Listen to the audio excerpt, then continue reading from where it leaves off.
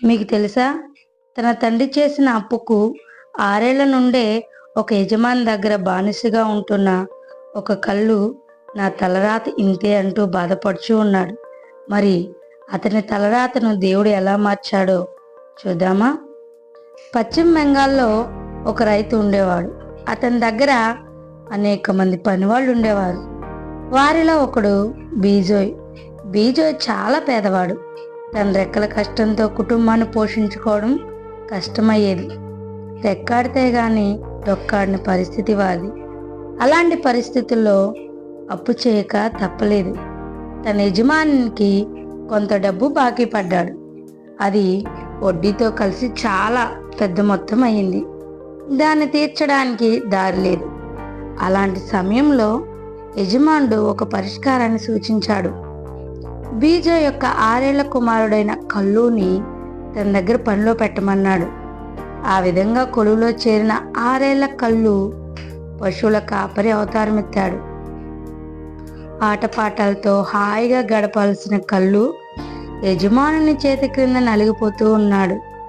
యజమాని యొక్క పశువులను బీడు భూముల్లో మేపడం అతని విధి.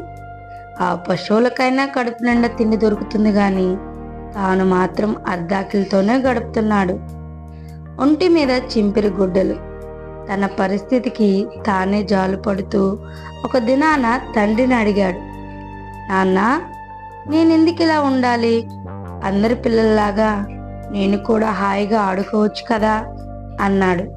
అందుకు అతని తండ్రి, బాబు, ఇది నీ తలరాత నాయనా అన్నాడు. కల్లుకి ఏదో కొంచెం అర్థమైనట్లుంది. అంతటితో ఆ విషయాన్ని తండ్రి దగ్గర ప్రస్తావించడం మానివేశాడు.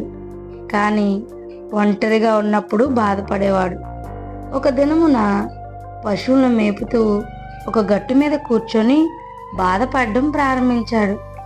యజమానుడు తను అంటరాని వాడని చేదరించుకోవడము, యజమానురాలి యొక్క సూటిపోటి మాటలు ఆ పసి హృదయాన్ని గాయపరిచాయి. నేనెందుకు దళితుడిగా పుట్టాను అని బోరున వెలిపించసాగాడు. అంతలో ఆ దారిలో ప్రయాణిస్తున్న మదర్ తెరిసా కల్లును చూచి ఆగి ఆప్యాయంగా పలకరించింది. ఏంటి బాబు, నీ బాధ నాతో చెప్పవా అన్నారు మదర్. ఆ బాలుడు తన కథనంతటినీ అమ్మకు చెప్పుకొని ఇది నా తలరాత అని బోరున ఏడవసాగాడు. అప్పుడు తెరిసా అమ్మగారు, బాబు, నాతో వస్తావా? ఈ తలరాతనే మార్చేస్తాను అన్నారు.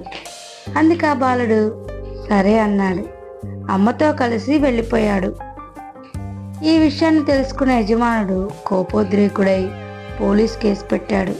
తెరిసా అమ్మగారు చట్టబద్ధంగా పోరాడి జయించారు.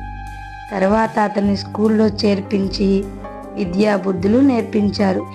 అతడు చక్కగా చదువుకుని పెద్దవాడయ్యాక కలెక్టర్ అయ్యాడు. తర్వాతి కాలంలో పశ్చిమ బెంగాల్లో పేరుగాంచిన కలెక్టర్ కల్లు అతడే.